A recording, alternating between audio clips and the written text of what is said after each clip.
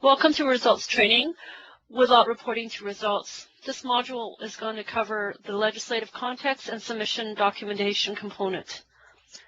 Just to let you know that this is one of 5 modules that is offered for Woodlot licensees. And if you are involved with more detailed components of reporting, you're encouraged to explore the other recording modules that we have available for you.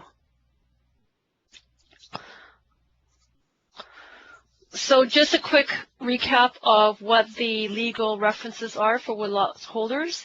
Under the Force and Practices Range Act, FERPA, the requirement for establishing free-grown stands is outlined in Section 29.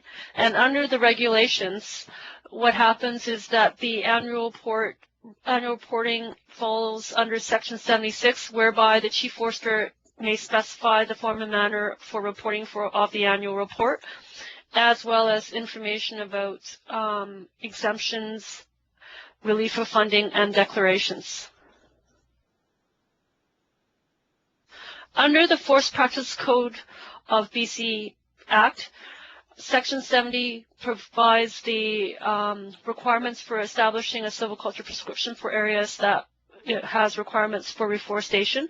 And under the regulations, it identifies the content and requirements of silviculture surveys, the requirements for free-grown declarations, as well as the requirement for reporting obligations or the annual report. In 2007, there was a notification from the Chief Forester memo to the Woodlot Federation expressing the need to have mandatory ESF submissions to results. So essentially this email is on our website in results procedural website that explains, or you can review the document in full if you want to, but essentially what it is saying that the ministry no longer accepts any paper-based documents, and if you do need to report to results, it must be done electronically. And so either you use the online application within results, or you may use a service provider or acquire a software that will enable you to submit through ESF. On the results website, we do have a variety of business and policy documentation. And in there is a specific area where we've got information pertaining to Woodlot license submissions. And so what happens is that we have recently updated a document, which is the result information submission specifications, and is the form and manner of reporting for Woodlot licensees. And so this document is essentially the form and manner that is specified by the Chief Forester on what they expect, what we expect to see as far as reporting for Woodlot licenses. And as you can see, this document was recently updated as of now, November 2012. So when we deal with preparing submissions, something that you need to be aware of is what is required for reporting, as well as what the reporting timeline is. So the way the Woodlot licensees work is that you have activities that occur within the calendar year, and basically the reporting deadline for anything that has occurred within the calendar year needs to be reported to results before or on April 30th. So that's the way the legislation is set up. So as far as what needs to be reported, there's basically information about harvest completion, any silviculture activities, free-going information, whether it's due or past, with the forest cover update, and also declaration of free-grown milestone. When we talk about harvesting, it comprises of an opening definition, which defines what the opening is, and the tenure information, and the standards units and disturbance that have occurred, and the forest cover information. Silviculture activities is self-explanatory, but when we deal with planting information, we have extra information regarding the seed lot trees and the exceeded limit information, if that applies. When we deal with free-grown reporting, we're dealing with basically forest cover updates and a declaration. And basically the declaration should, in order for the declaration to have occurred, the forest cover update to support it must be provided. Not associated with the deadline is basically any requirements to do any standards unit modifications to the stocking standards. So these can happen anytime. There's no specific deadline. So if there's a requirement for you to make any modifications to the standards unit, you can actually initiate these at any point in time. While the requirements here do not speak to regeneration requirements, or not regeneration requirements, but regeneration milestone requirements. In some instances, some licensees are deciding to provide that information voluntarily, as well as in some situations, some licensees have included providing regeneration milestone reporting as a condition or a parameter within their Woodlot license plan. So if that is something that is a requirement, then obviously the milestone reporting and the force coverage to support that is also a requirement. So I think a very key point is that the way results works is that it's a live database, and at any point in time you are actually able to go in and enter information and update records as you need to. So while we do have the actual deadline that is in the legal requirements, what happens is that there is ability for you to do ongoing updates as you need to, rather than batching it all up at the very end. So what is the generalized life cycle for reporting? And so as we said before, there is the opening definition, which is really at harvest completion. And one of the things is that this is a mandatory requirement, and the opening definition, what happens is that you're creating the opening, and what happens is that when you're creating that opening definition, you're essentially giving us information about the tenure, what cut block this particular opening pertains to, and also providing us with the standards unit and the site plan, as well as the stocking standards associated with it. So this is a mandatory requirement upon harvest completion before the deadline. You may also provide us with amendments, and so this is just something that is ongoing component of maintaining the opening standards units. But when you do provide the opening definition, there is a mandatory requirement for Woodlot licensees to provide spatial information to us. And you have the ability of using ESF submission to provide that spatial information, or we have created an online Exhibit A copy feature that allows you to also do the spatial, to meet the spatial requirement online as well. So you have two choices there. When we have the opening definition, quite often the disturbance have also occurred, and then you have to provide a report to indicate that harvesting. And so obviously this has to be reported annually, but what happens is that upon harvest completion is usually when the opening gets created, and you're providing us with that disturbance report. In the disturbance report, there is no spatial associated with the disturbance report component. It is an optional feature. But what you need to know is that the force cover information is dependent on this disturbance report to exist. So what happens is that if you miss this disturbance report and you're trying to report force cover, the system will not allow you to do that. The disturbance report is just attribute only, explaining what the silvicultural system and the disturbance area and disturbance date and disturbance codes are related to the activity. But essentially what happens is that it's actually the force cover that is a description of what the outcome is, and that is a mandatory requirement. And so what happens is that you have your force cover that describes the harvest completion, and then what happens is that you're also providing us with force cover spatial information, and the attribute information will describe the polygon areas as well as the labels in terms of inventory and silviculture components and any damage agents that might be of a concern on the area. What happens is that force cover can be also supplied at free growing during the declaration stage. And if there is a desire to, you can also provide us with force cover information at meeting regeneration. Or if this is a mandatory requirement under your Woodlot license plan, then that is something that you have to supply. Throughout the course of the life cycle of the opening, anytime that there's any silviculture activities that have occurred, you need to provide that information to us annually before April 30th for anything that has happened on the preceding calendar year. And again, the spatial information for the silviculture activity is optional. One of the points is that what happens is that if some licensees are only providing us with post-harvest forest cover, and then the next one is that free growing, it is important to note that when you're providing us with that forest cover information, that it's ideal to not have the NSR shown.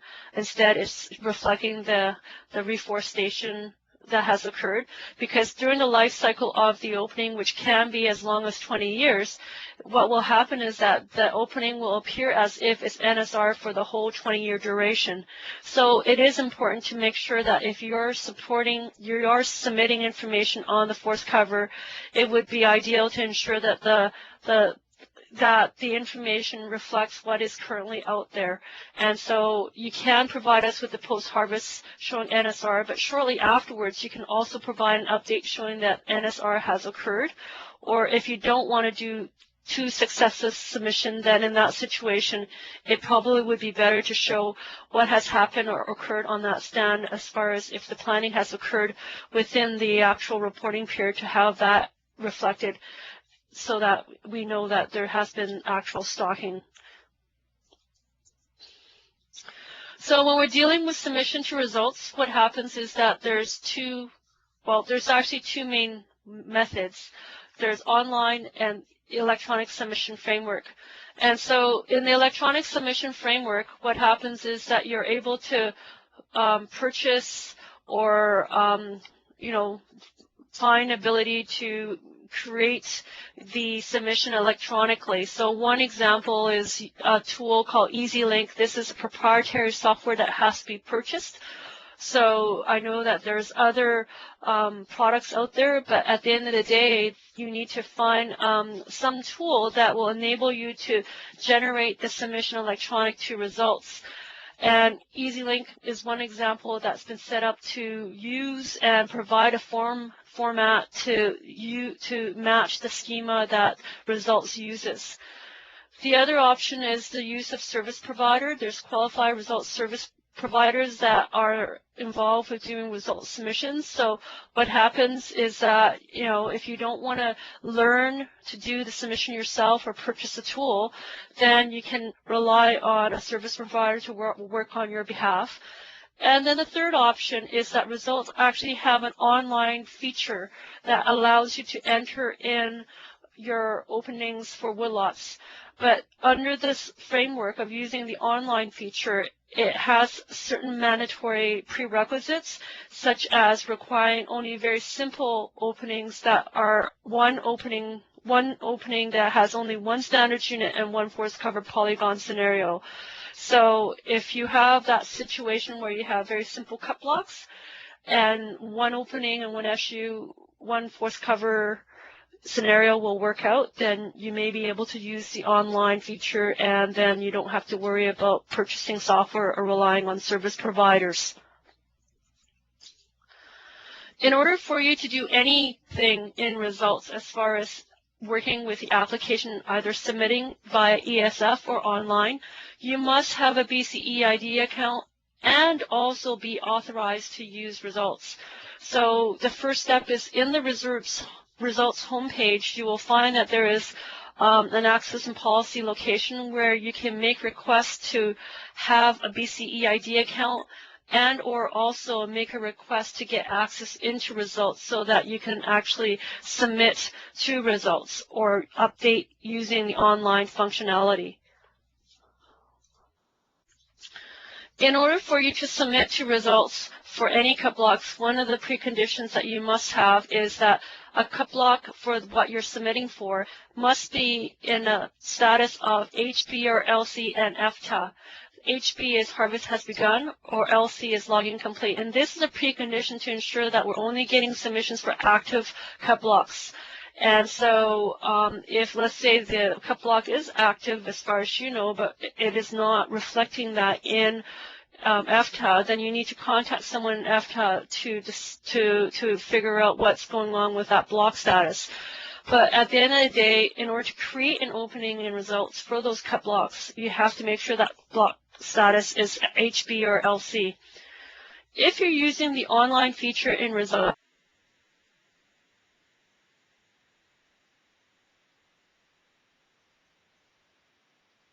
the precondition and one force cover polygon scenario for the opening. So what happens is that if you happen to have an opening that requires multiple standards unit and multiple force cover description, then you may not use the online spatial function, the Exhibit A online spatial function. You can't create the opening online because it's too simple for your situation.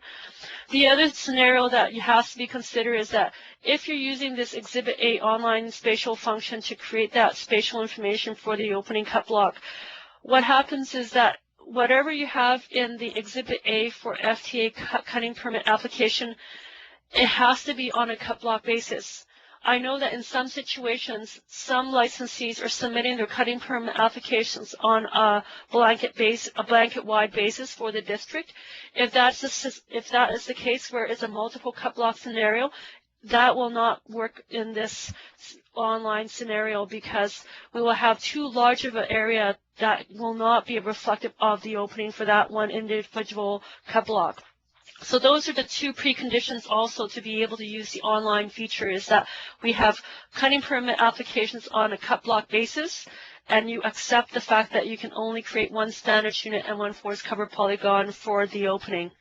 And if you don't have any of these two scenarios, then what that means that you would have to go and use ESF as a means of creating your opening, and you have to do it either on your own or using a service provider. So just to let you know, when you're starting to build your ESF submissions or use results online, we do have a technical documentation website which highlights all the components of the screens, and later on there would be other components of describing the ESF components as well. These are useful if you're finding that you are having a lot of trouble, errors, etc., because what happens is that in the screen it describes the processing rules, interdependencies, optionality, and context of what information is being used where. And so it is a very useful resource if you're involved with doing anything as far as online updates and ESF submissions, especially if you're very new to that component of work. And finally, there is there's training documentation that we have. While these sessions are geared towards Woodlot licensees, there's other themes reports that kind of is applicable to any other aspects of results. So we are encouraging you to explore those other recordings that might help you along with how to build submissions if you're new to the business. So this last slide just shows some of those major website linkages that Results has that describes information on business documentation. And this one, that's where Woodlots would have a whole set of documentation that pertains to them. Information about spatial views if you're involved in doing any spatial analysis and you wanting to use the results data set that we have available, published in the Land Resource Data Warehouse, as well as the technical documentation and training resources. And finally, what happens is that if you are having some difficulties with doing anything related to results submissions or online updates, there is application support location on our home website where you can try to review any of the question and answers that might already have questions and answers already answered that you can use as a quick check to see whether or not it might address your concerns or questions you have, as well as knowing who some of those district contacts are that are familiar with results, because they might be a good resource for you to tap into if you're having some problems. And likewise, in dealing with doing the online submissions for Woodlots, there is in-district involvement in terms of having to process your standard unit to enable them to appear for these new openings for Woodlots. So knowing who your contacts are is important in case you need to contact them to prompt them to approve or to proceed with the processing of your standards units to enable those to be applied to your SU or to your opening. And if all else fails, we do have our application support folks that can help you out. And you have your phone, the phone number and email address so that you can email your questions to them. So that concludes the first module of this Woodlot training that deals with the legislative context and just general business context. Thank you.